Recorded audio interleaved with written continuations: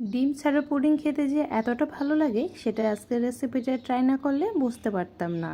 যাদের কাছে ডিমের স্মেলের কারণে পুডিং খেতে ভালো লাগে না তাদের জন্য আজকের রেসিপিটি বেস্ট। মাত্র কয়েকটা উপকরণ দিয়ে খুবই সহজভাবে আজকের পুডিং রেসিপিটি শেয়ার করছি। আশা করছি রেসিপিটি ভালো লাগবে। রেসিপিটি ভালো লাগলে শুরুতে একটি লাইক দিয়ে পুরো ভিডিওটি দেখার চেষ্টা করবেন। ভিডিওটি দেখার পর যদি ভালো লাগে সুন্দর একটি কমেন্ট করে চ্যানেলটিকে সাবস্ক্রাইব করে যাবেন। তো এই ডিম ছাড়া পুডিং তৈরি করার জন্য প্রথমে 1 লিটার দুধ ভালোভাবে জাল করে কিছুটা ঘন করে নিয়েছি। এরপর দুধটাকে আবার পুরোপুরি ঠান্ডা করে অ্যাড করে দিচ্ছি 1/3 কাপ পরিমাণ কনডেন্স মিল্ক আর দিয়ে দিচ্ছি 3 টেবিল চামচ পরিমাণ কাস্টার্ড পাউডার। এখানে যে কোনো ফ্লেভারের কাস্টার্ড পাউডার নেওয়া যাবে। তো এখন সবগুলো উপকরণ একসাথে ভালোভাবে মিক্স করে এরপরে অ্যাড করে দিচ্ছি 1 টেবিল চামচ পরিমাণ agar agar powder. Agar agar powder ছাড়া কিন্তু এটা জমবে না, যেহেতু ডিম ছাড়া, তো অবশ্যই এটা দিতে হবে। এরপর চুলাতে বসিয়ে দিয়েছি। চুলার আঁচটা একেবারে লো করে অনবরত নেড়ে এটাকে জাল করে নিয়েছি। তো কিছুক্ষণ জাল করার পর দেখবেন এটা ঘন হয়ে আসছে, সে পর্যায়ে এটাকে নামিয়ে নিতে হবে। তো আমি এখন এটা একটা বোলের মধ্যে নামিয়ে নিচ্ছি আর এরকম ঘন করে আমি মিশ্রণটা রেডি করে নিয়েছি। তো এই মিশ্রণটা বাইরে আগে পুরোপুরি ঠান্ডা করে নিতে হবে। এরপর এটাকে নর্মাল ফ্রিজে রেখে দিয়েছিলাম 1 ঘন্টার জন্য। এতে করে এই পুডিংটা একেবারে জমে গিয়েছে। তো পুডিংটা এখন আমি আপনাদেরকে মোল্ড আউট করে দেখাচ্ছি। তো পুডিংটা এত বেশি সফট হয়েছিল, অবশ্যই একটু সাবধানে মোল্ড আউট করে নেবেন, তা না হলে কিন্তু ভেঙে যাবে। তো যাক, পুডিংটাকে আমি মোল্ড আউট করে নিয়েছি। এবার পুডিংটাকে চলো একটু ডেকোরেশন করে ফেলি। ডেকোরেশন করলে কি হয়, এটা দেখতে আরও সুন্দর লাগে আর খাওয়ার আকর্ষণটাও বেড়ে যায়। তো উপর থেকে প্রথমে আমি কিছুটা গুঁড়া দুধ ছিটিয়ে দিচ্ছি আর দিয়ে দিচ্ছি কিছু পেস্তা বাদাম কুচি।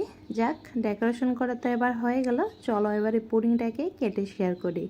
তো পুডিংটা কাটার সময় মানে এত বেশি সফট হয়েছিল, কি বলবো জানি না এটি খেতে কেমন হয়েছে। আমার খাওয়ার জন্য খুবই ইচ্ছে হচ্ছে।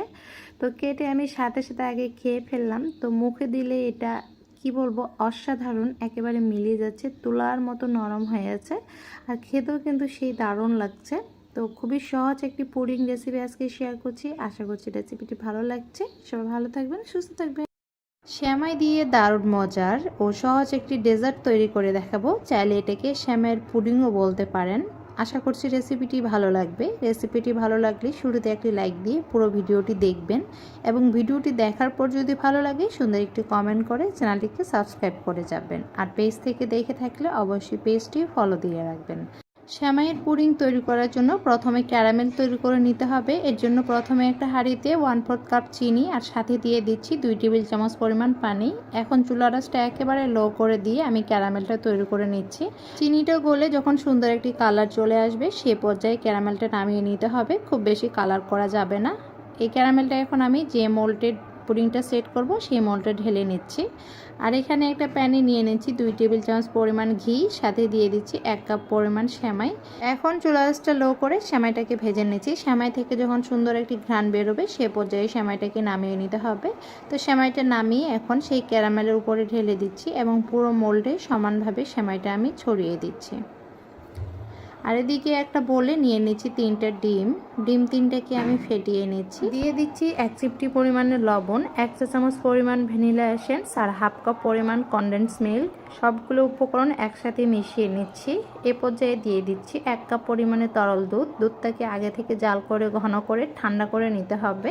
তো সবগুলো উপকরণ মিশিয়ে নিয়ে সেমাইয়ের উপরে ঢেলে দিচ্ছি আর উপর থেকে একটা ফয়েল পেপার দিয়ে মুখটা আটকিয়ে দিচ্ছি। আর এদিকে একটা হাঁড়িতে আমি আগে থেকে পানি ফুটাতে দিয়েছিলাম। পানিটা গরম হয়ে গেছে। দিয়ে দিচ্ছি একটা টিস্যু আর তার উপরে দিয়ে দিচ্ছি একটা স্ট্যান্ড।